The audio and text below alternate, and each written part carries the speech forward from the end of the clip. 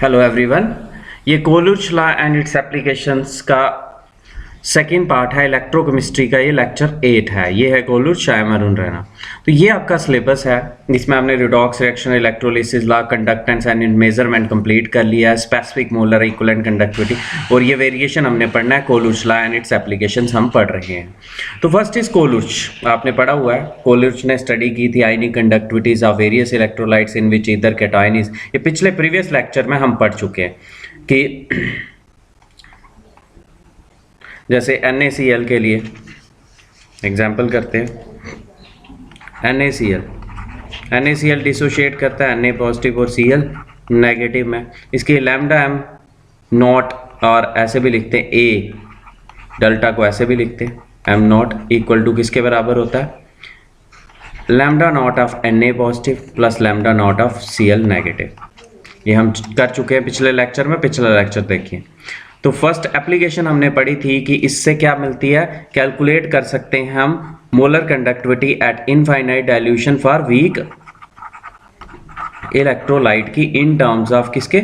Strong electrolyte. Example की थी हमने lambda naught m of acetic acid is equal to lambda naught of sodium acetate, strong electrolyte लिया, plus CH3CO आ गया इसमें से, क्लियर है। H वाला कोई कंपाउंड लेंगे, लैम्डा नॉट HCl, और एक्स्ट्रा क्या हो गया? CH3COH की निकाल दी हमने, लेकिन एक्स्ट्रा हो गया NaCl minus lambda naught NaCl। ये इसकी एप्लीकेशन थी। क्या एप्लीकेशन थी? It helps us to calculate the molar conductivity at infinite dilution of weak electrolyte. It helps to calculate the molar conductivity. और इसमें आपने सिंपल ये लिखना है कि एग्जाम्पल के लिए lambda naught m equal to CH3COH इसके बराबर है। डिटेल में करने की कोई ज़रूरत नहीं है।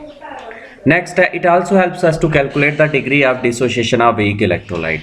सेकेंड एप्लीकेशन है degree of dissociation of weak electrolyte, भी आप इसकी हेल्प से निकाल सकते हो। वो कैसे? डिग्री ऑफ डिसोसिएशन क्या होती है? Degree of dissociation number of electrolyte dissociated, number of electrolyte dissociated divided by total number of electrolyte. Total number of moles कर लो, moles of electrolyte dissociated, total number of moles taken. तो अब आपको पता है lambda naught Fm molar conductivity at infinite dilution. Infinite dilution पे सारे का सारा इलेक्ट्रोलाइट क्या हो गया होता है? डिसोशिएट हो गया होता है। मतलब lambda naught m directly proportional होती है total number of moles taken, और lambda mc molar conductance at concentration C वो डायरेक्टली प्रोपोर्शनल होगी number of moles of electrolyte taken. इससे अगर हम number of moles of electrolyte taken ऊपर लिखें, equal to proportionality sign equal to में खत्म हो गया, number of moles electrolyte taken divided by total ले लें तो वो किसके बराबर आ जाएगा? Lambda mc upon lambda m not. तो इसका मतलब अल्फा डी किसके बराबर आ जाएगा? Lambda mc upon lambda m not. Lambda mc कैसे निकाल सकते हो आप? आपके पास जहाँ तो गिवन होगा, जहाँ फार्मूला है kappa into 1000 upon m।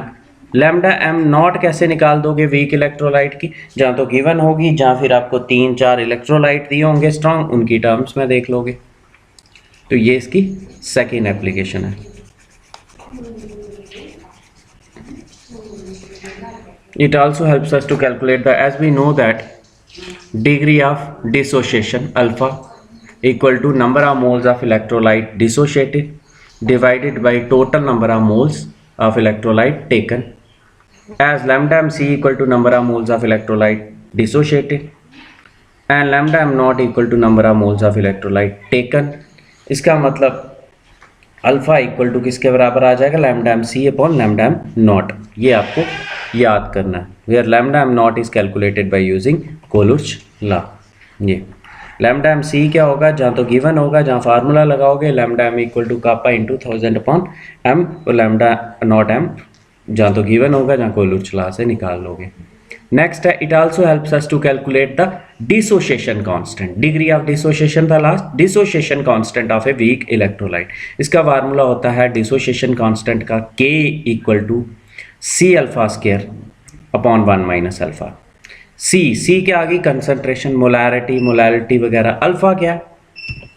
Alpha इधर गिवन होगा जहाँ फिर लैम्डा एम सी अपॉन लैम्डा एम नॉट से निकाल लोगे, where alpha equal to lambda is the degree of dissociation of weak electrolyte. Next, it also helps us to calculate the solubility. Solubility भी निकाल सकते हो, solubility of sparingly soluble salts. Sparingly soluble salts जो कम dissolve होते हैं, ठीक है, मतलब वीक इलेक्ट्रोलाइट्स, उनकी सॉल्युबिलिटी भी निकाल सकते हो। वो कैसे? आपको पता है lambda m c equal to kappa into 1000 upon molarity. Implies molarity किसके बराबर?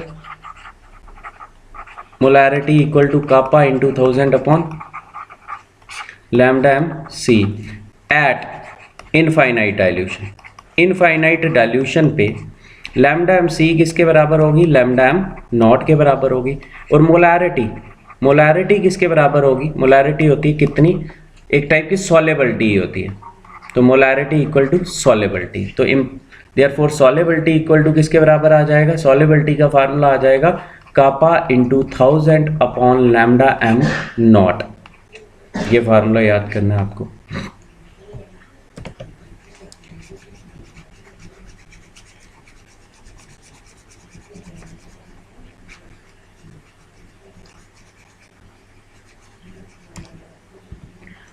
तो फोर्थ आगे it also helps to calculate the solubility of sparingly soluble salts such as AgCl, BaSO4, PbSO4 extra as we know that molar conductivity of an electrolyte lambda m equal to kappa into 1000 upon molarity at in case of sparingly soluble salts at infinite dilution molarity equal to solubility, तो बन जाएगा lambda m naught equal to kappa into 1000 upon solubility implies solubility equal to kappa into 1000 upon lambda m naught. ये है formula. तो ये चार थे, कौन कौन सी?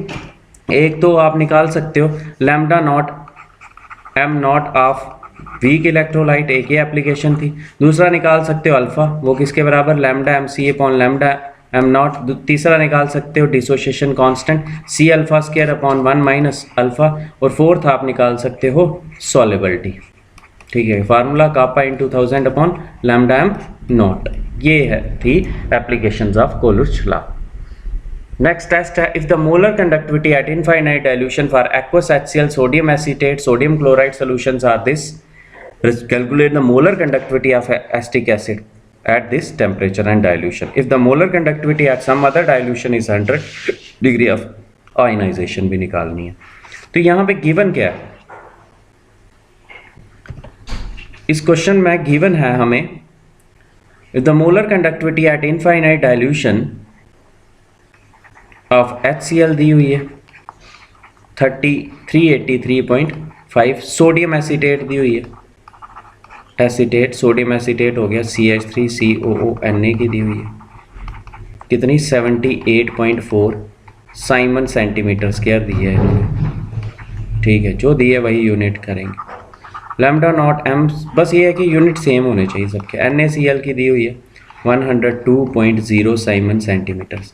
Calculate the molar conductivity lambda m naught CH3COH की निकालने को बोला। If the molar conductivity at some other dilution, मतलब लैम्डा एम सी दिया आपको कितना? 100 साइमन सेंटीमीटर स्क्वायर, और आपको बोला डिग्री ऑफ आयनाइजेशन निकालो, मतलब अल्फा भी निकालना है। तो ये क्वेश्चन है, तो आप क्या करोगे? According to Kohlrausch law, say lambda m Kohlrausch law, lambda m naught of acetic acid किसके बराबर आ जाएगा बताओ? पहले इन तीनों में से कौन सा आयन वाला पहले आ जाएगा? Lambda naught m of CH3COONA,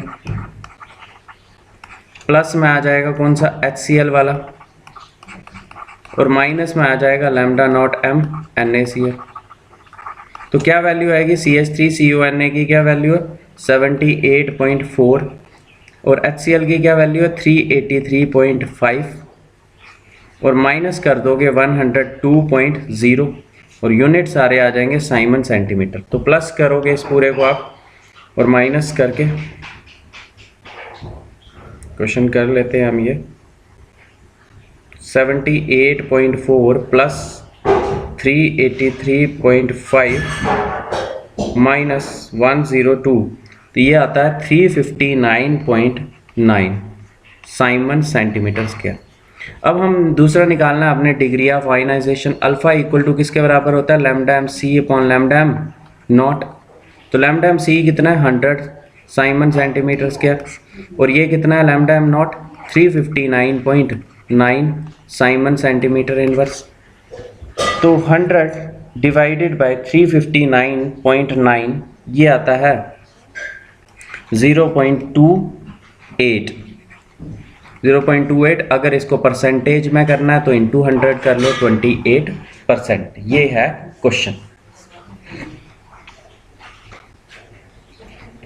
next question है the molar conductivity at infinite dilution KCl hydrochloric acid potassium acetate, calculate the value of molar conductivity at infinite dilution of if the molar conductivity of given acetic acid, calculate degree of acetic dissociation. बिल्कुल same question है, यहाँ पे unit आपको ohm inverse centimetre square, वो तो cancel होने units, वही लिखने हैं आपने।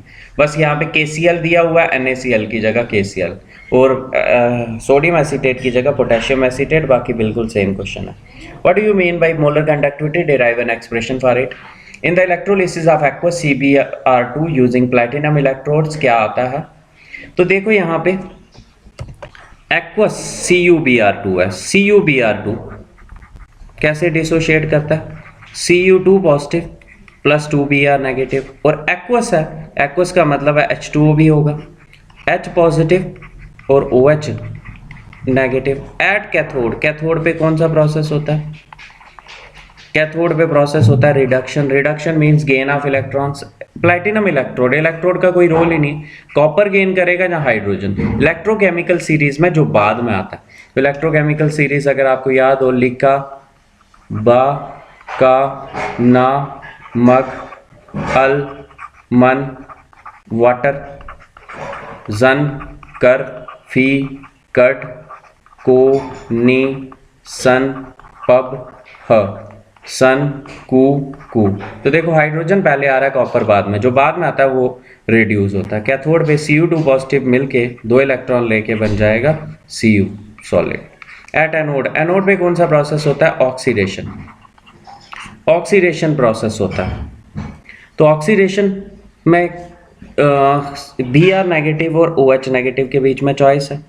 तो इनमें से देखो Br हैवी पार्टिकल है, OH जो है वो लाइट पार्टिकल है, तो जो लाइट पार्टिकल होता है वो इजीली मूव कर जाता है। इलेक्ट्रोकेमिकल सीरीज में तो इन दोनों में से कोई भी नहीं आएगा, ठीक है, तो जो पहले आएगा उसकी रिडक्शन होनी चाहिए। तो इलेक्ट्रोकेमिकल सीरीज में OH तो आता ही नहीं है, कौन सा आता है, Br आ जाता है। Br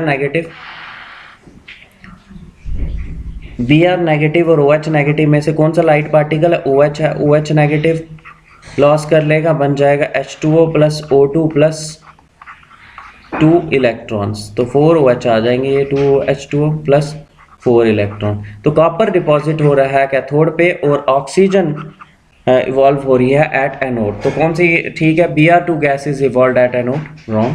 copper is deposited at cathode, bromine gas is evolve at hydrogen, ऐसा कुछ नहीं है, hydrogen gas is evolve at anode. तो कौन से चॉइस आ जाएगी इसमें, बी पार्ट राइट आंसर। तो thanks a lot for listening.